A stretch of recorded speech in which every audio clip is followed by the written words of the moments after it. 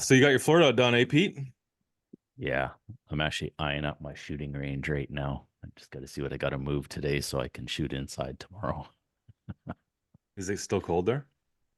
It's getting warmer. I could actually shoot outside, but where I shoot, I haven't had enough time to clear the snow out of that area, so it just wouldn't be enjoyable to go shooting it right now till I kind of clear my path and can set my target up. But I'll get that done in the next couple days at work. We're not cold anymore. We're just getting fucking hammered with snow.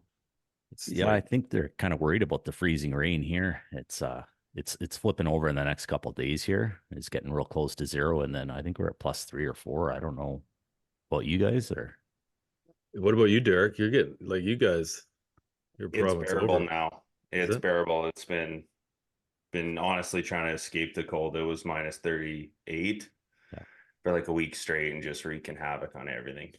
And then Yeah. now it warmed up and now the snow is coming in like crazy and it's just a mess now. So, but Yeah. where are you exactly? southern Alberta, Lethbridge Oh, Lethbridge. area. Okay, Yeah, yeah, yeah, in that area. And it's just we're just like a wind tunnel, like Pincher Creek. The wind comes up through the southwest in there, and it's always crazy storms and yeah, but it's been really, really cold. Really, really cold. Abnormally cold. It was kind of shockingly cold. It was like 10, 15 degrees and then went right to -38. yep. Oh, I hear you. We got the same thing. You guys usually get the worst weather because usually what comes south of us, we usually get missed by like the big stuff, Yeah. and I think it heads straight toward you guys. Yeah, it hits the mountains and we'll get like the Chinooks where even in like a afternoon you'll get 20 degree wet like temperature changes swings, say like you'll go from extremely cold to 15, 20 degrees and high wind like 30, 40 meters. Yeah, it's pretty bad. Yeah. Everyone's getting hammered. Even the guys south of us, they're getting hammered with snow and cold weather. So we're not alone in it anyway. I was talking to our friend of the show, Paul McCartney, a couple days ago. He's up in the Yukon. Oh, Yeah, we don't have it that bad. we're, No. we're not hitting dash anywhere dash 40s, dash 50s. So we're not doing too bad here. that's a whole nother beast up there. That's gross. Yeah. So Derek, last time you were on the show, I think when was it, in November or October?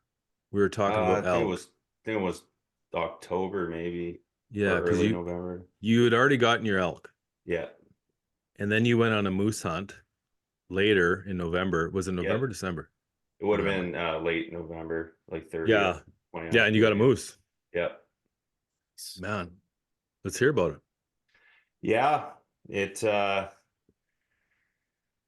it's one of those hunts that it's always a run and gun. It's farther north. You got to drive a couple hours north of where we're at. Like it's not a southern Alberta hunt. Those draws are just terrible. They're getting to like 20-year draws now, hey?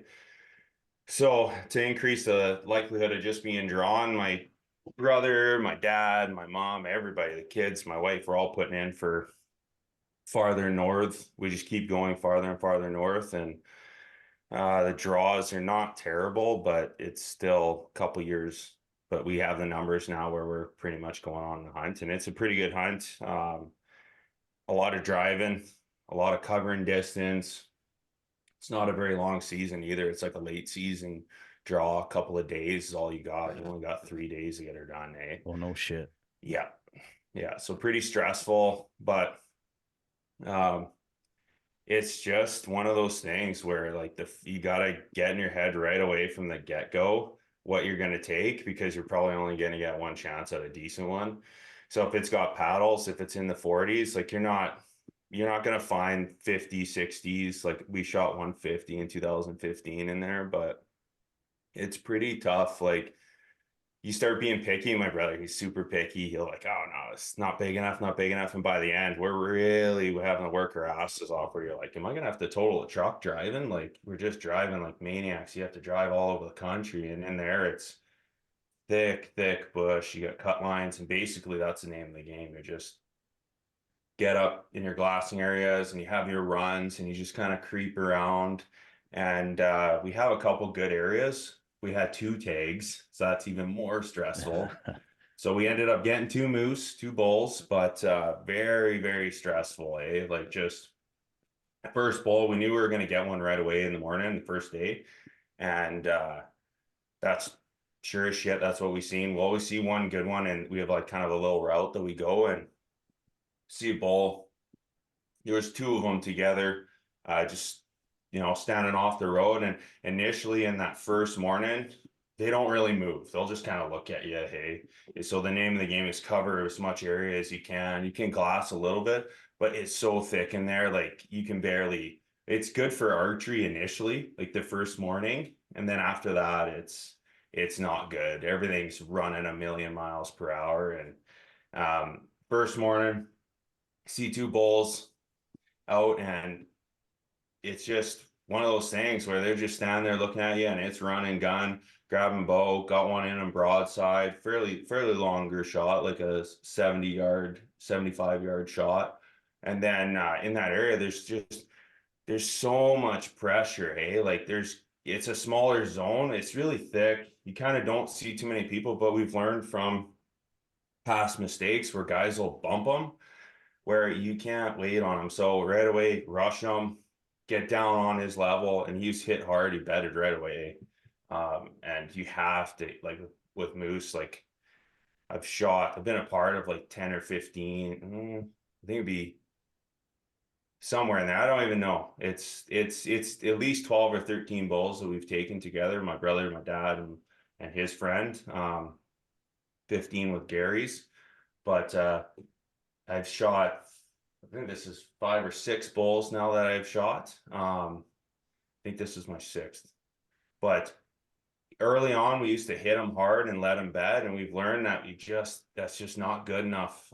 Maybe in bigger areas you can do that, but we'll always have guys driving right beside the bull. Like there's cut lines everywhere, but guys will kind of go off road, and then all of a sudden there's a truck bumping your bull, and they're running off, and then you're having to track it. So we've kind of learned from that, like you got to get at least one really good vitals hit, and then you got to rush them and get another one in them if you can. And I wish I had footage of it, because I have my mom over my shoulder, and like it's a primitive weapons draw, so it's muzzleloader and you can shoot bow and arrow. And I have my mom over my shoulder with a muzzleloader. I'm like, hey, like if this bull like charges me, because we're gonna be right on top of him. Like you don't waste time. She had a tag too. My dad and I had a tag, and it's like don't waste time. Like put him down. And I come up on him, and I'm maybe, oh man, I think under 10 yards. And he stands up and he comes charging forward me, and I shot him frontal right in the chest. Then backed off. It took the fight right out of him. I'm like, holy shit, this guy's gonna come forward at me. Takes a couple of steps, I shoot him right in the chest, and I backed around, and then this is where like I had, because I've been shooting elk with this past year. I tried typically I've been shooting all mechanicals, and it was Grim Reaper 1 3/8 cuts, razor cuts is what my go-tos. But I was using those micro Hades on this guy, and I only had 2 more in my quiver because I used them on my my bull elk earlier in the season. So I put one in his chest, I put one broadside, and then one in his chest, and then I'm like, holy crap, this guy's he's still alive. Like, holy shit. So I'm like, we're gonna try out the mechanicals, and it really impressed me. It really did. I backed off, went right around him to kind of see a different vantage point, just to give him some space as he's bedded, and I zipped 2 more arrows through him broadside. That's awesome. Like complete pass-throughs, like crazy. Like my dad was like, he had shot mule deer. He actually won a cold owl fishing game bow hunter of the year kind of deal for mule deer. But he bought a bow, shot a mule deer, and then that was it. He's like, oh, I get it. Like, he shot it. And but he's like, I haven't seen like one of the new bows shoot something up close. Like, holy shit, pretty intense, eh? And just arrows went right through him. One went sticking into a tree behind him, and then another was like buried in the dirt. Just wild. So, and then we had to scrounge up another bull. This first bull we got, he was a good bull. He was in that mid the mid to upper 40s, like not quite 50, but definitely a good bull, especially with a bow. It's like I say, like that draw is such a crapshoot. There's so much pressure. You have to be like dialed on, fast, can't hesitate. Everybody hesitates. There's only a 22% success rate in that season. For that How draw. many Yeah, how many tags are they giving out I for think that? it's Like, only like 25. It's not many. The success is all. So like basically, I'm not 100%, but we might have shot half the moose that were taken in that zone. Only 3 or 4 will usually get taken. Usually we'll take one of the better ones. We usually try and hold up for some with some paddles, especially now we're getting a little bit more picky about stuff. Oh yeah. But it's just trying to look and find those 50s is just it's not impossible, but they just don't get big like up north, like in Grand Prairie area. You'll see those bulls that are pushing 50. We seen one, he was a pretty good bull. He would have been close to 50, but again, it's close. And by the second day, like the morning, anything sees you, it's full tilt. They're running as fast as they can. It's insane. And just people everywhere pushing bush, like getting real unorthodox with it. That was the first time I'd seen people pushing bush in that area. And dealing with that is just like a whole nother level. Because all the bulls they are running as fast as they can. Versus before, maybe you got a couple seconds hesitation. And in that season for bow and arrow, and there's a couple bow zones, but they were shut down by second day. So it's a tough hunt, and people Yeah, for think sure. you go in there, oh yeah, I'm gonna get my ball, no problem. And you see a lot of sad people by day 3. They're getting worried. You see them around, you go talking to them, and even the last bull on the 3rd day last season that we shot, my goodness, there was a guy who's driving way too fast and pulling U-turns and crushing through bush and just crashing around. I was like, so Was it Pete looking for his moose? Fuck yeah. Sounds about right. Sorry, buddy. I had to do it. I could I knew it was get a coming. little cheap shot in there. I knew it was coming. Don't worry. So when you started, like, I guess I kind of did this backwards. So you've been on the show. You started talking about your hunt there, and I guess I should have realized, just to let the listeners know what's going on now, is I was talking to Pete, and I said, Pete, I'd like to cover a lot more stuff outside of British Columbia. Like Pete and I, we have a pretty good handle on like what's going on in BC, and like we figured the best way to get more knowledge and like just talk about more stuff that's going on in Alberta and Saskatchewan type of thing, more like covering the Western Canada, is to bring on another co-host. So it didn't take me very long to come up with a guy for that position, and I'd like to welcome to the listeners. I'd like to welcome Corey as the new co-host. Thanks. Yeah. Nice to have you on. One thing you said there that's really cool, and this is like going to be the cool thing about having you on from another province, is you said it's a primitive archery or a primitive weapons tag. Yeah. So like, is that a specific, like, is that a harder draw, easier draw to get when you're putting in for these draws? Kind of. It's not really now. It's like it used to be, and it's not now. It's comparable to what the rifle is. It's just we know the area. We know like it was a easier draw, but now it's like 11, 12 years now. And that's what the rifle is now, second season. They have it tiered into seasons. There's a couple other seasons, like I was talking with one of my buddies, Nick, and there's some other muzzleloader specific seasons. Instead of just bow and arrow, it's just muzzleloader now. So there is a couple more seasons like that starting to open up, but not many. It's still early on. It seems like Alberta is still trying to figure out where that all fits in. I wish there was a muzzleloader season, kind of, because bow seasons, like you got the early season, and then once you get into like late October, especially with elk, it really winds down. It gets kind of, I wouldn't say impossible, but it's all spot and stock, and it just seems like maybe that'd be a good fit for muzzleloader season. I don't know. I know the guys in the States, they kind of love that. It just gives more opportunity for maybe more primary rifle guys to get involved in that earlier season kind of hunt. And maybe they'll go into archery too, but we still have a huge advantage with bow and arrow, eh? Like it goes September 1st all the way to October 25th. So you Hey, do have a What long oh time. man, what I wouldn't do. our rifle season goes September 10th to October 20th, which is insane. Okay, and like I think it's Washington where you can actually pick your weapon. So like if you're gonna hunt with a bow and arrow, now I don't know if they I don't know if they subcategorize that to like from like longbow traditional to compound.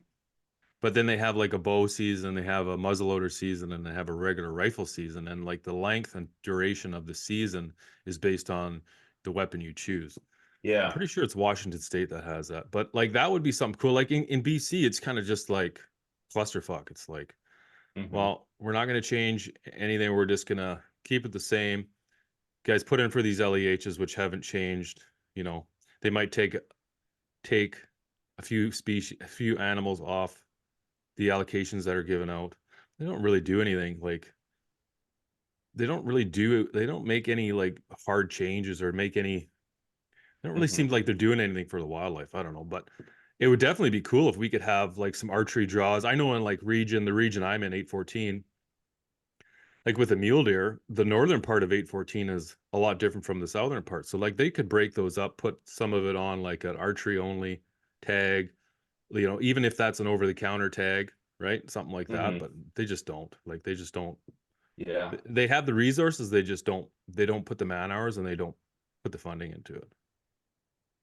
Yeah, I should say too, it's in Alberta, it kind of is zone specific too. So they'll have like the mountain type zones. They'll have that as an earlier transition to rifle. I think it has to do with success rates that are driving Yeah. that. I kind of prefer, honestly, to be in that real thick stuff just because I find the calling can be more effective. But in those mountain areas, the calling it's very tough. I did shoot a bull in there in 2018. Had a couple really close calls too. And unless the bull is like the most obnoxious slam dunk, super aggressive, bugling coming running straight to you, they're almost impossible to kill. They go completely silent. They walk in silence just Yeah. because the intensity of the mountain lion and grizzly bear population. It's crazy. I was cold calling uh on this one hill that I like. There's kind of a loop and it's kind of an escape route for elk. You'll see them kind of run up this saddle and come around. And so I'm just cold calling. And then I got out of there and I look on the news and there's a guy on the other side of the hill, like literally like later on that afternoon, like a day after, that got mauled by a bear, like pretty badly. And I'm just thinking to myself, I'm like, man, like maybe I Yeah. should be switching the way I'm calling and making sure that I can see what's coming in a little bit better. And then that I actually backed out because I started calling and I was starting to get responses from wolves. Yeah. Like Oh yeah. Yeah, for sure. it's just terrible in there. So, I think that's what's driving some of these. So in that zone, like in that 400, so like that would be like southern, like in the pass and areas like that, like out by the mountains there, Crow's Pass area. That's it. I believe it's September 1st to the 16th, and then it's rifle. Oh yeah. So Yeah. And like when you get up to northern British Columbia, they have obviously, when you're hunting sheep and stuff and like you get up into those areas, goats. I mean, that is a little different than hunting mule deer down in Region 8. Do you know what I mean? So that's why I yeah. think they have to do a little bit more. Like, obviously, like in August, you want to get in there earlier because the snow levels are, the snow hasn't started yet. So, and you're going to hunt with a rifle just because of how hard it is. But, and I feel like that, I mean, don't get me wrong, there's some bow zones for sheep. Um, but like those regions, like those are good. I just feel like down in the areas where they know, like where the mule deer are, the numbers aren't very good, where they know they're struggling. I mean, down here, yeah, I mean, we got wolves, grizzly bears, cougars, everything down in the areas we hunt in.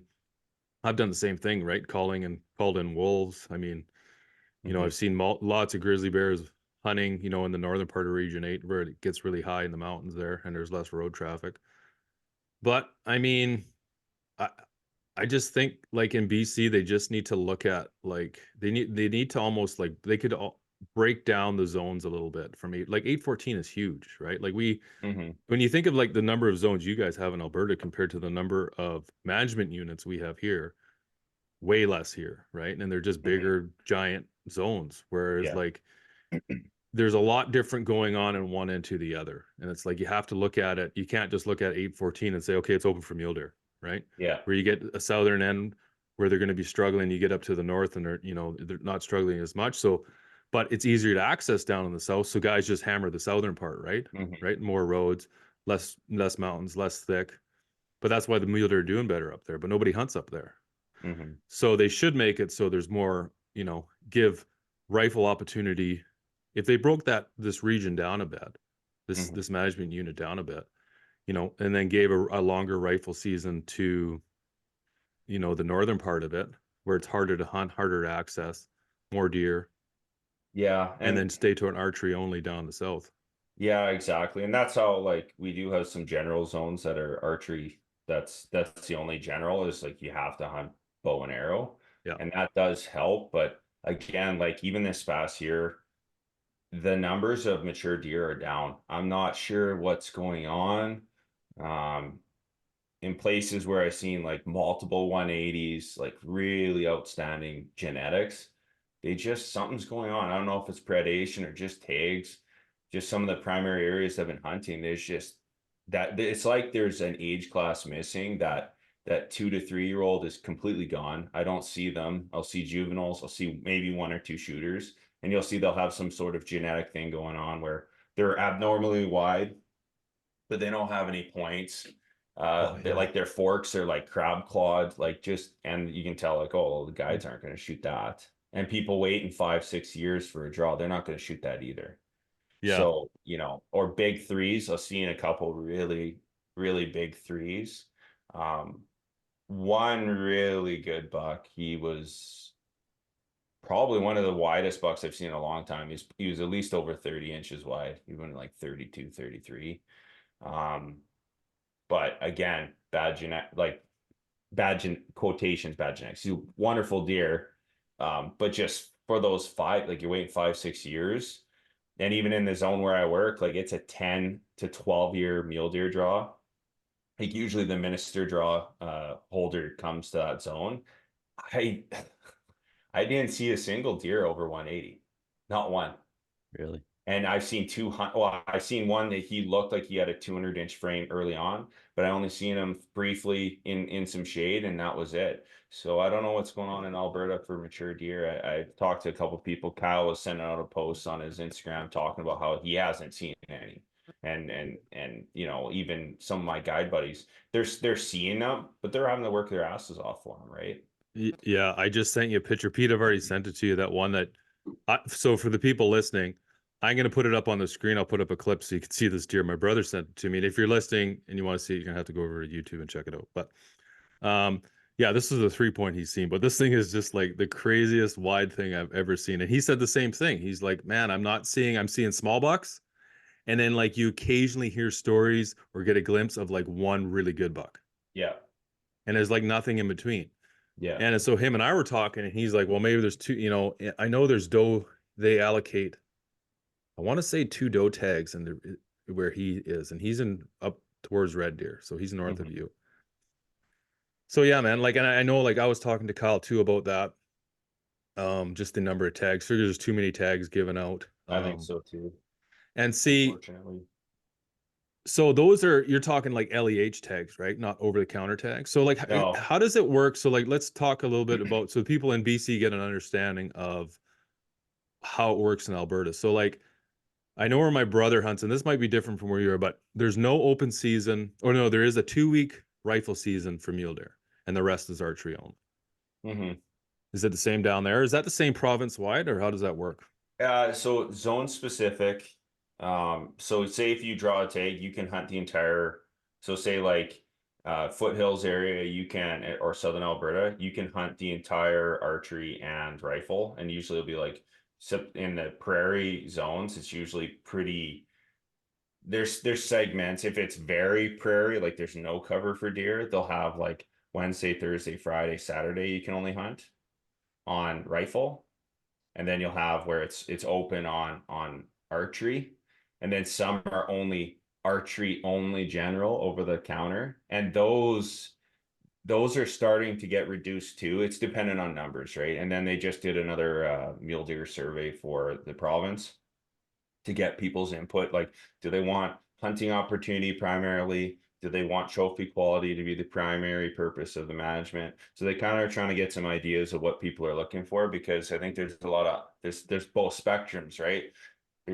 I kind of would like to hunt more and try and find those more bucks, but I'm passing up bucks that maybe people would just be slaying like crazy, right? Like, that's kind of the give and take of that, right? Is that you do have to have some self-restraint if you want to see bigger deer in some of these areas.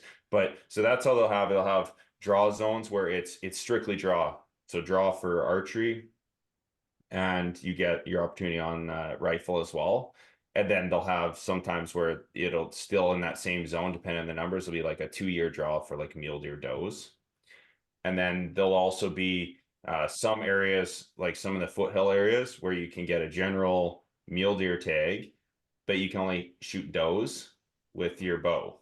Mm-hmm. So you'd really have to do your homework in Alberta as far as what zone you're hunting, what opportunities, and then go from there and read the regs, knowing your seasons open up, and for anything that's like mule deer, there's mandatory surveys too for like bucks in draw zones. So say if you shoot a buck in a general archery, you do have to report that in because it's a draw for rifle.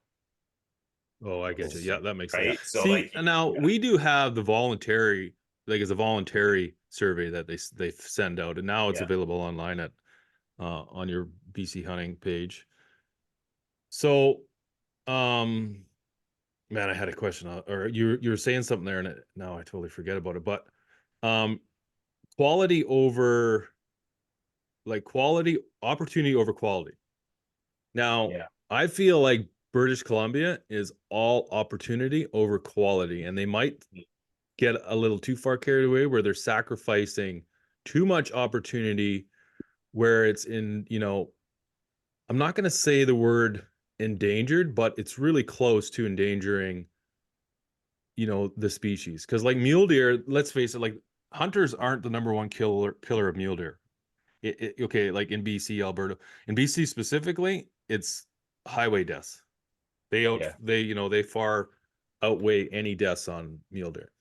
And then you get talking to the guys from like the Mule Deer Foundation, the people in Wyoming doing the study down there, and like Robbie Denning and all these great, these guys who spent a lot of time just, they've devoted their whole life around mule deer, and they say winter kill is the number one cause of mule deer death. So like, in Canada, if you take into consideration like roadkill, winter deaths, but all those things have to be incorporated into the amount of tags that are allocated, because like in BC, it's just a general open season that starts basically like in Region 8. I'm just going to use that for an example. It is open from September 1st to September 9th, archery only, any buck. And then it opens from September 10th to November 10th. And in between there is it's a 4-point antler restriction, one side. It does move over. There's a month there where you can hunt any buck. And this is with a rifle or bow. I mean, very little people after September 9th, I think, pull out their bow. Very little. But it's been like that for a long time. Now, there was a late season archery draw from December 1st to December 6th. They took that away. Like that's like, or December 10th, sorry, December 1st, September 10th. They took that away. Like, I don't really see that there being a lot of deer killed in that time with a bow, because I know a lot of guys don't hunt whitetails with a bow from December 1st to December 20th. But if we have a really hard winter, like a really hard winter, 2 years, like just one, never mind back-to-back, which we've had, a lot of those mule deer are going to really struggle. They're going to get caught high up in the alpine if it's a quick snowstorm. They're not going to be able to get down. They're not going to be able to breed properly. A lot of them are going to die So then if you have your general regulations that haven't changed in forever, and then we're facing, for the past 5 years, 3 out of those 5 years have been really hard winters that are decimating the mule deer population. And then it's still open to this. Now you're still adding more roads, more road deaths. Like, Yeah. it's just like everything's stacking against the numbers of mule deer. Yeah. So like in BC, I feel like they need to take a more proactive approach and kind of base it year by year like they do in Alberta. Mm-hmm. Yeah, I mean, like it's not instantaneous, but I think too, like for us, and probably isn't as bad in BC, but we're starting to see the impact of chronic wasting disease coming Mhm. through the Saskatchewan border in that southern section in there. Is that highly present in mule deer? Southeast it is, yeah. It is, yeah, yeah. Yeah, How and about it's starting to happen. whitetails? The whitetails, more in whitetails or less in whitetails? It's less than whitetail. It's Really, eh? mostly and that's the thing. That's just another thing on an already snowballing issue where Mhm. we do have a lot of takes being handed out. I feel like maybe that's kind of their management on some of that to trying to manage that disease moving through. I don't hunt in those areas, so I can't per se say, but like I know my cousin, he shot a really big buck and he was clearly something was going on with him. Yeah. And I would say it was chronic wasting, just ribs showing. We're not even in rut yet. Like it's early season, like just opening. Like it would still October, that October 25th time frame, um, or late October, and like opener. And he's got his ribs showing. He's got sores on his front legs, like just not acting normal, chasing whitetail does, like just something great buck, but clearly there's some mule deer health issues in Alberta. In some sections it's worse than others. Some people argue, well, that's all conspiracy, that's not really playing an effect, but you have roads, development, industry, tag allocation, hard winters or drought. It goes both ways. We'll get hit with a drought. Like there was drought potential going into this year.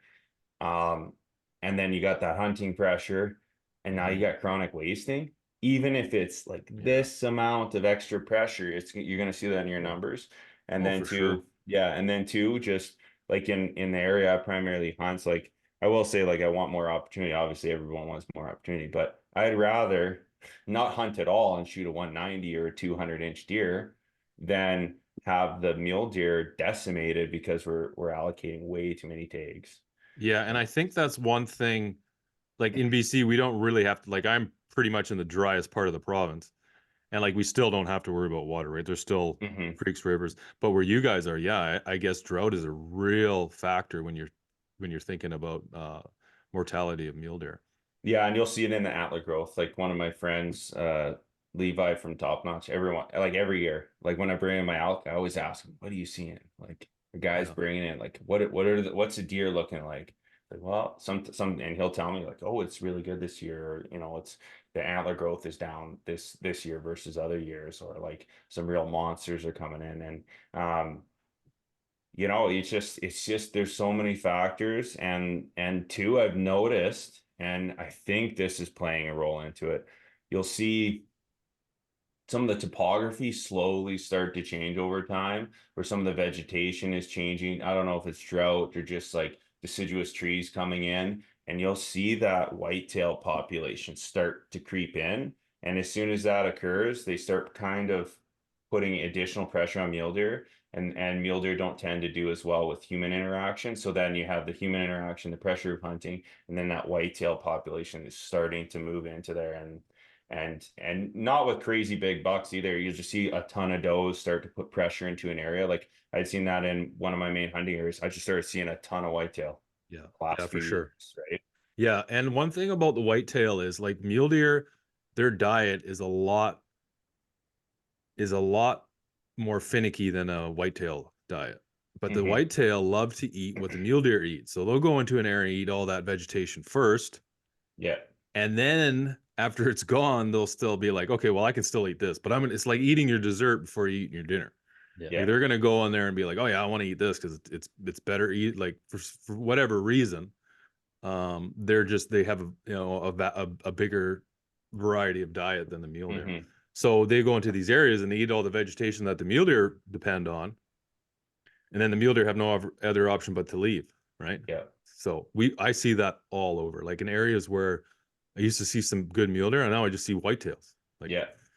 and like just whitetails, like like not great whitetails, not this is in the Yeah. area where I'm going to hunt my whitetail bucks, right? They're just there, and yeah, it's interesting. Pete, have you guys had any cases of CWD reported over that way? Because you're right along, so Pete's right along the border of BC and Alberta. Not right along, but his region is his zone. Not right here, but it's getting damn close. I think just below the southern border, I think they had a confirmed case within 60 or 70 kilometers of the border itself. That was 2 years ago, I think that one was found. And then obviously they're watching the Alberta border on the Alberta side where it is confirmed, and it's getting close enough that they've extended the mandatory deer head program in 4 of 25 now, which extends. I mean, I think they've got it all the way from the US border for whatever MUs are attached to the Alberta border, all the way up to the edge of Kootenay National Park now, which is where I am. So I wouldn't be surprised if we see it in the next year or so, going from Invermere up to Golden, which kind of locks in the national parks there too, because they're bordering kind of the Yoho and Kootenay Park there. So Mhm. they're prepping for it. I mean, they've got a drop box here in Invermere now for the heads, and it'll Is that for be both species, mule deer and whitetail? yeah. Like, is there so there is mandatory? Is it mandatory over there or Yeah. voluntary? I can't remember. Is it No, it's mandatory mandatory now. on bucks Yeah. or all deer, or is it mule deer I and think whitetail? I'm pretty sure it's all bucks. Whitetail for sure, 100%. I know that one. Yeah. I'd have to look into the mule deer, but I'd be shocked if it wasn't mule deer as well. I think it's all deer. So Uh, where was it? Because your region 4, it borders 3 states: Washington, Utah, and Montana. Where was that one? Was it in Montana? I can't remember. Just it was a couple of years ago. I can't remember if it was Montana or Washington there. I'm not 100% sure. I just heard it was just over the border. Like if it's there, it's like it's pretty much guaranteed. It's, in my personal opinion, nothing official from anybody in my contacts, but I would think that it's got to be in the southern part of BC already if it's that close to the US border. Those animals don't see lions. Mhm. So I'd be shocked if it wasn't in the southern tip of British Columbia already. I wonder how far north, like in British Columbia, and I guess Alberta is the same. Like how far north it'll go before you get to an area. Like once you start getting in northern BC, and I'm sure Alberta's the same. Like the numbers, they just don't interact as much as they do down in the southern part. Like you don't go into a field and see 100 mule deer or 100 whitetail. Do you know what I mean? Like you just don't see Mhm. that. You maybe see a mule deer or a whitetail. Well, the part that really scares me is all the urban deer that we have along our valley here. Every town is inundated with deer all over their towns. So if it gets into the general population, all those deer are going to spread it like wildfire Well, and through our that's part of towns the and stuff. false. That's part of the false precipitation or perception of mule deer is like when you talk to people about mule deer, and I talk to like my neighbors and people at work and stuff, and they're like, "Oh yeah, mule deer. There's a lot of them." And you're like, "No, there's not. Like the numbers have gone down dramatically." But they see all the urban deer, and they're like, "Oh Yeah. man, I see a deer every morning, or I see 3 deer every morning driving to work." And like, well, you're Mhm. seeing those same 3 deer, or you're seeing maybe there's maybe 6 deer around your neighborhood, and you're seeing them over and over and over. They just live there. They're residents. They're like you. That's like seeing your neighbor. They're not going to go away. They're going to have kids. Those kids are going to be there, Yeah. right? So what I But see happening potentially is if it got into the towns, the local populations would end up getting it. What we see happening is you always have your local bucks that born and raised, never leaving town, but you always get the ones that are sitting on the border of the towns and they don't actually live in town, because after a while you get to know every single buck in town by their distinctive antlers or whatever. And then all of a sudden we say, "Did you guys see that freaking 6x6 that walked?" And be like, "There's no 6x6 in town here." And it came, it's coming in to check out to check out the ladies and stuff and see what's Mhm. going on in town. And now all of a sudden that deer is interacting with the, you know, the potentially infected deer. And now it's bringing it to the outskirts, and Mhm. it's breeding grounds for that disease. And I don't know what the hell the province would do if and when it gets in there. And I don't suppose it's going to be a good thing. Well, the problem with British Columbia is it'll be probably done 10 or 15 years too late.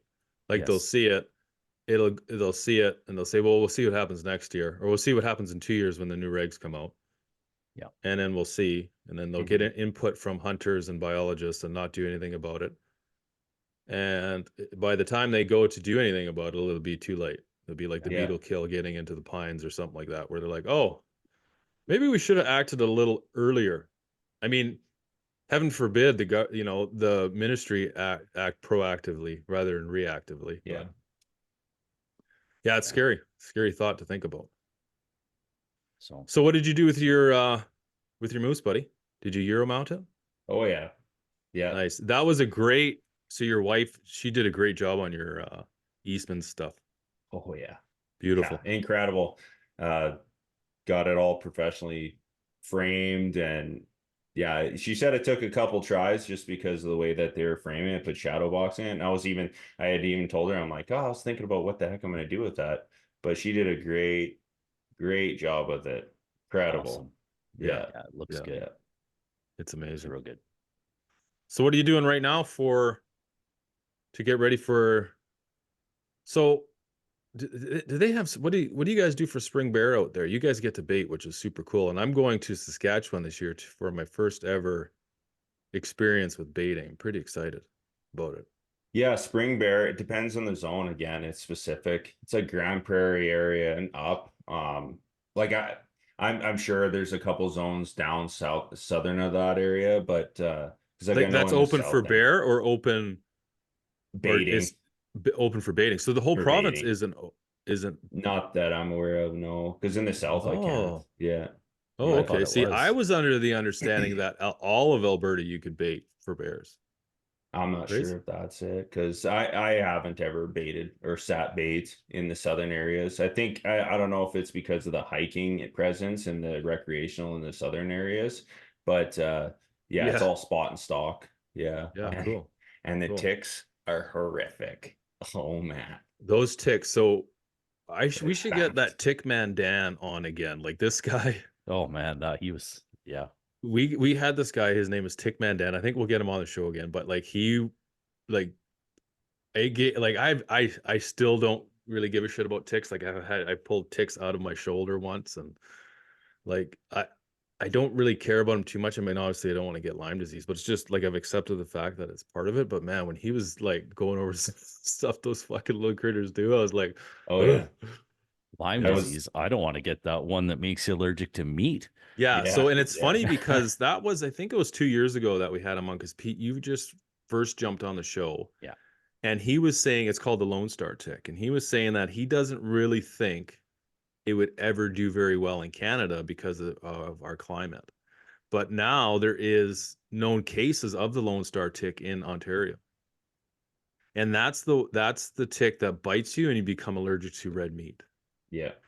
which is like the most like horrific, ironic thing that could happen to a hunter. It's funny, I was telling my wife about that tick and like what it does, and she's like, oh, was it invented by, or was it created by anti-hunters? Yeah. Yeah, pretty funny. Yeah. Okay. Oh yeah. Well, I want to show one thing here, because so last episode, was it last episode? Okay, it was the last episode Pete and I did. I was telling my story about my bow malfunctioning, and I had to use a ratchet strap to make a bow vise on the back of my truck because I didn't have anything. So I'm gonna I got a bunch of people message me and ask me how I did it. So I'm gonna just do a quick video here, and for the people listening, you're gonna have to go to YouTube and check it out. But I'm just gonna break it down. So if anybody ever needs, so I don't know if you guys ever seen these lighters. My wife got me this for Christmas. I'll show you. It's got no flame. You have to plug it in and charge it. Really? Yeah, it's got a little it's battery charged. Super cool. Best thing ever. So just cut that.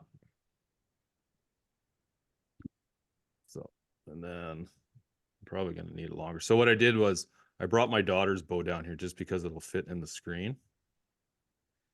Because my bow, it won't fit in the screen and you won't be able to see. You won't be able to see the whole bow, and that kind of defeats the purpose. Yeah, these lighters are great. You buy them on Amazon. She bought me it for Christmas.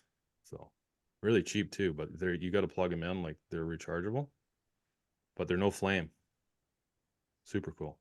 Always work. So you just make 2 loops with whatever you got. And I'll hold it to the camera so the guys can see. I just made 2 loops with whatever, like you should have some utility rope in your bag. So I just made 2 loops. I'm going to move the mic away and you guys are just going to have to watch people listening or people watching, I guess. So, and I'll do it. I'll try to do it where everybody can see.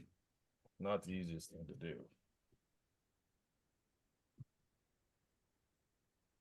So you're just looping it through the axle there.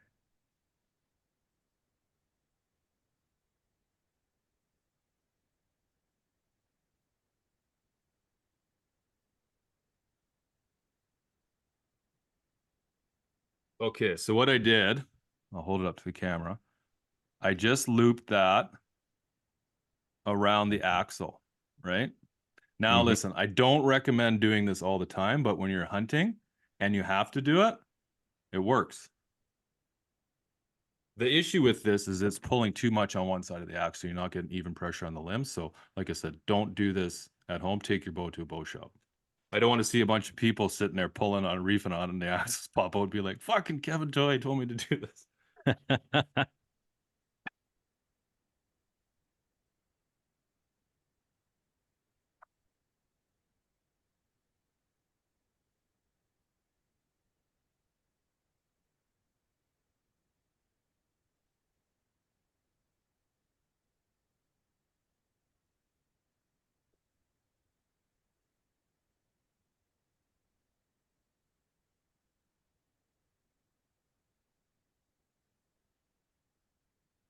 So then what I did is I put the ratchet strap through the loops.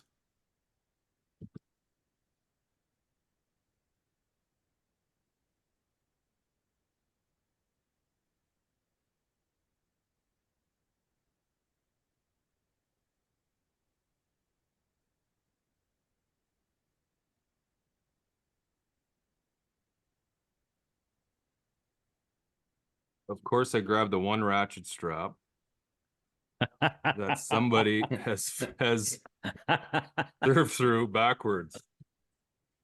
I have a million of these ratchet straps. And I grabbed their one. Okay, I got a quick question for you. I can see how you've put your loops through. Yep. More of a hands-on person, so it's hard for me to tell. If you had enough rope or material there, could you make those loops bigger and put one on each side of the cam so that both sides of the axle are getting pulled, relatively evenly?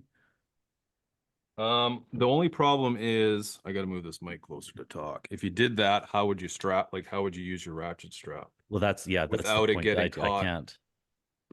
So this isn't very smooth, but anyway, you're gonna get the gist of it here. So see these ratchet straps?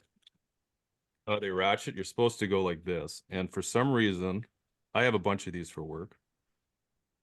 The guys that at work, one person in particular, still hasn't seemed to figure out how to load them.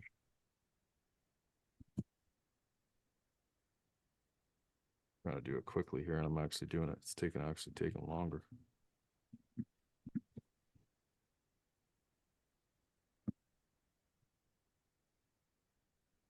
Okay.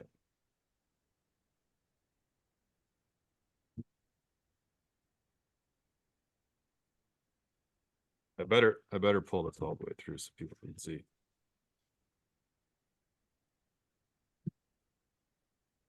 So there we go. That is how you can hear it clicking. That's how you load a ratchet strap. Anyway. So now you can see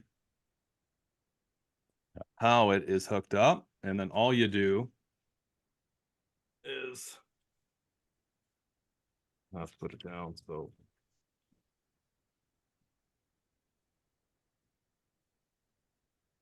there you go. Now you can see I can take the strings off. I can take the cables off if I have to. Good emergency situation. So, like I said, I do not recommend doing this unless you absolutely need to. Now, when you're hunting, shit happens. Sometimes you need to. Now, some of the bows, they do come with a way, like the Matthews has that stay afield system.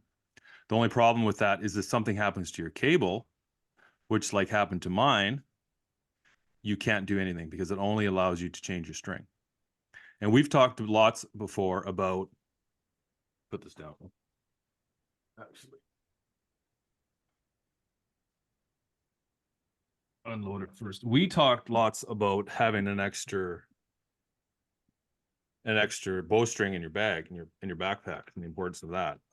But it's, in my case, what happened was the string splitter, the cable splitter broke, had a crack in it. I pulled it. And so I had to, do a makeshift, and I needed to press the string because there's too much pressure on while I glued it back. And now if I would have had more serving, it probably would have been fine for that shot, but unfortunately I didn't have enough serving. Now, since then, I have put a whole roll of serving string in my emergency kit that I carry in my bow. So, but anyway, I just wanted to show that for the people listening, because last time we talked about it, and then a bunch of people DM'd me asking me how in the hell I did it with a vise. Now, I don't know what they said. They couldn't figure it out. So I'm hoping they weren't like clicking it on their cams and pulling, and because that's how you bend stuff. You don't want to put anything directly on your cams. And now the problem with that is obviously you're pulling on one side of the axle too much, right? Mhm. And you're not getting even compression like you do with the bow vise on the limbs. So, but anyway, quick little tip for people: if you're in a pinch and you have access to a ratchet strap, and you should have some sort of line in your bag. If you need it, there it is. Simple. Well, it's good thing to learn. Yeah, for sure. So you got any plans for the rest of the week, boys? Pete, you're all done your edition? No, well, final. It's all the minute stuff, all the trim stuff like that. Putting shelves back up, deciding what's getting thrown out. All the little stuff, but it's good. Everything's opened up down here, so mostly that, and back to the grind for getting that Fishing Forever program or event rolling here in a couple weeks. So Yeah, I'll be busy with that. How about you, Derek? Well, I gotta clean up my disaster in my garage, still left over from hunting season, just going through gear. Gotta go through all my camouflage, my kids stuff too. Go through it, pack it for more long-term storage for the kids, and then probably do like a elk grind here, get all that done, process. We just froze it because we shot 2 of them, so we're just trying to get it out of the way, right? Frozen. So we'll probably end up doing that, and then starting physiotherapy on Tuesday, just getting older and just having to address a couple issues from packing out and hiking lots and stuff, just elbow issues. Actually, my right arm is an inch longer from shooting bow. Really? So yeah. So just I got compression on your shoulder.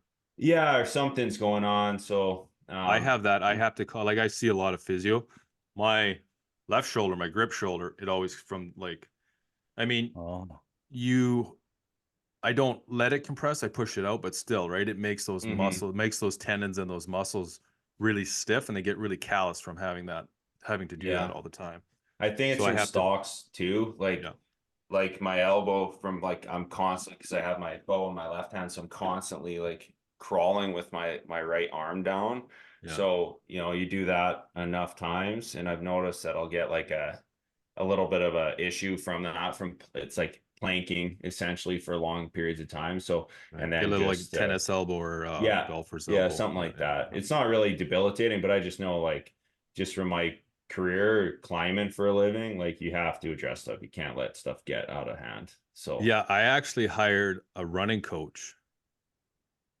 Thought you'd like that, Pete, because I've noticed since my hip problem, my gait got all fucked up, and my foot, I walk with my foot on a slightly, my toes point out in my stride now, yeah. just because I was walking, it was so uncomfortable, and that's how I was walking, and it's just slowly. Then when it healed, I was doing the same thing, and now I have to get my gait properly. But I figured it was, I'm not getting any younger. I'm creeping up on Pete.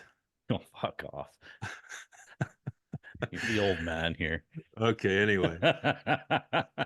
I'm not getting any younger, and so like I don't. It's funny when you get to like a certain age, and like I can't remember how old you are, Derek. How old are you? I just turned 36. Oh, Yeah, fuck. so So He's still a kid. oh No, yeah, just I'm so pretty spry. Yeah. in no, comparison to Kevin. yeah, Is. you we got a few years on you, but anyway, once you get to a certain point, like when you're young and like in your 20s, you're always like, ah, fuck it, next year, right? Next year, Yeah, next yeah. year. But once you get to a certain years, you're like, man, like right now I'm 45. I feel like I only got like a few good years left. Do you know what I mean? Where it's like, so I don't really want to waste those. So I figured, yeah, I gotta, and plus my son Wyatt, he started running. I got him into running last year, but that fucker hasn't stopped. And so he runs all the time now. And I'm like, holy fuck, like this kid's running he's running like 10 miles in like 30 something minutes, like incredible speed. Like his miles per minute are insane. That's disgusting. So I asked him, and like he didn't know for sure, so that was a guesstimate. But so when he goes on his next run, because my daughter, when she goes to figure skating, he comes down. They have a 1/4 mile track, and he just knows from the amount of time to amount of laps he does. So I'm gonna set it up in time to see what his actual time is. But I started thinking, I'm like, holy fuck, man, this kid's gonna start fucking beating me soon. I gotta stir up my game a bit. So I hired a running coach, gonna help me with just getting me back into that motion where I don't get re-injured, because I don't want to go through that again. That was fucking horrible. Yeah, that's kind of exactly what I'm doing with this. I don't really have any issues right now, but I do know like I went from climbing every day, multiple times a day, being very like durable, tough, and then you get into a chair, and I'm a supervisor for a couple of years now. You start seeing those imbalances and where your body's just holding on for dear life, and then you get into that chair and you're like, oh, I don't have any injuries, I feel pretty good, but then it's just like just doesn't like it. It's just you start seeing atrophy and imbalances start to show up and wear and tear. So hopefully I'm trying to avoid some of this, and just I had a little bit of patellar tendonitis and issues through a tough hunt in 2020 where it's just putting 30K a day and it's snow terrain, and that just was causing this chronic swelling and issues. So that's usually what I do is like after the season, everything's all done. You're usually pretty beat up by then. I'll kind of stop with weights a little bit. Like I'll still hit weights a little bit, but I'll do more like band exercises, a lot more like range of motion stuff, flexibility stuff, trying to figure out like, okay, like do I have an imbalance now from all this hiking and packing around bags and stuff like that? And you're out of motion for your shooting too, right? So, just getting back, slowly ramping everything back up to what it was so that you're not weaning an injury and then not addressing and then going into the next season kind of with a issue, right? Yeah, I got to agree. Like I do the weights and stuff and I enjoy the weights, but it's actually the stretching I find makes me feel way better than anything else, just because it's you're not getting bound up and then overcompensating for that as you're going along. Well, it's awesome for especially like to do what we all love to do. It's great for injury prevention because when you're hiking around, you got weight on your back, and if you slip and fall and you have to hyperextend, if you're not flexible, that's when you tear and pull stuff. If you're flexible and you're used to that motion, you're going to be able to bend through it and you're not going to get injured. So that's really important. But I was having some ongoing shoulder pain, and it was really affecting my shooting and my grouping. And it's starting. I was been working with Sean lots, and like we started working on stuff to fix it, and it's starting to feel better. And instantly, I noticed like just my grouping and just like feeling back to feeling comfortable in my shot, because it felt like I was always avoiding avoiding it a little bit, right? And then obviously it's gonna have value in your shot performance for sure. Anyway, guys, I'm pretty excited to have you on the show, Derek. Yeah, thanks. Thanks for joining the team here. And for the listeners, yeah, we're going to cover a lot of stuff. We're going to try to get into a lot of stuff in Alberta. Still, we're going to be covering the stuff in British Columbia and Saskatchewan. So we're going to kind of be more versed on what's going on in Western Canada. So it's going to be pretty exciting.